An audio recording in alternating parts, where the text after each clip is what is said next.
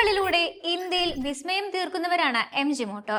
സെഡസ് EV, Comet EV, Windsor EV എന്നിങ്ങനെ 3 electric കാറുകളാണ് കമ്പനിയുടെ നിരയിലുള്ളത്.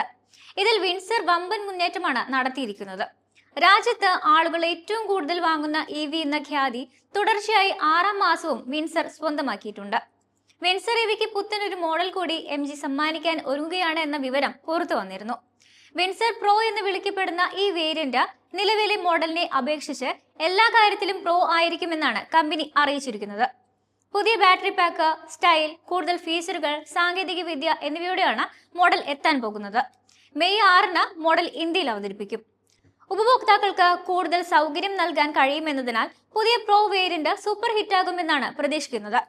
ഡിസൈനിൽ കാര്യമായ പരിഷ്കാരങ്ങളൊന്നുമില്ല എങ്കിലും ചില പ്രീമിയം സാങ്കേതിക വിദ്യകൾ ഉൾപ്പെടുത്താനും സാധ്യതയുണ്ട്.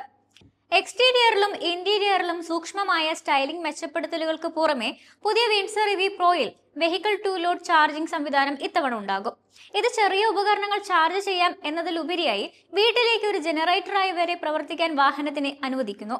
കൂടാതെ നിലവിലെ സ്റ്റാൻഡേർഡ് വേരിയന്റുകളിൽ നിലവിലില്ലാത്ത ഇലക്ട്രിക്കലായി ക്രമീകരിക്കാവുന്ന front passenger seat, level 2 ADAS തുടങ്ങിയ സവിശേഷതകളും MG വിൻസർ EV പ്രോയിൽ കമ്പനി അവതരിപ്പിക്കും.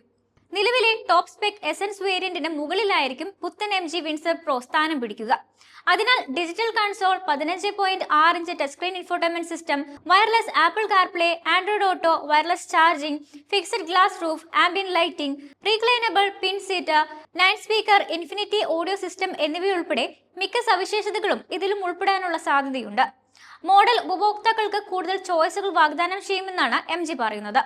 നിലവിലെ പതിപ്പിനേക്കാൾ കൂടുതൽ റേഞ്ച് നൽകുന്ന വലിയ ബാറ്ററി പാക്കാണ് ഇലക്ട്രിക് വാഹനത്തിൽ ഉണ്ടാവുക.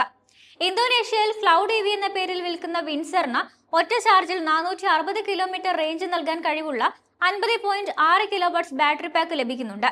ബാറ്ററി പുതിയ പ്രോ വേരിയന്റിനൊപ്പം അവതരിപ്പിക്കാനാണ് സാധ്യത. നിലവിലെ വിൻസർ EVയിലെ 38 കിലോവാട്ട്സ് ബാറ്ററി പാക്കിന് സിംഗിൾ ചാർജിൽ 332 കിലോമീറ്റർ റേഞ്ച് വരെയാണ് നൽകാനാവുക.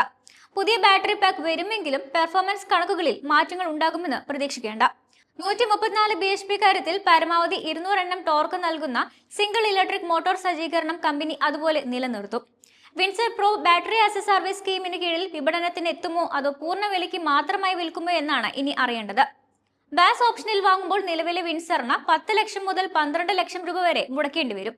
പകരം ഓടുന്ന ഓരോ കിലോമീറ്ററിനും പൈസ കൊടുത്താൽ മതിയാകും. അതേസമയം ബാറ്ററിയും ഒപ്പം വാങ്ങുകയാണെങ്കിൽ കാറിന് 14 മുതൽ 16 ലക്ഷം രൂപ വരെ വില വരും.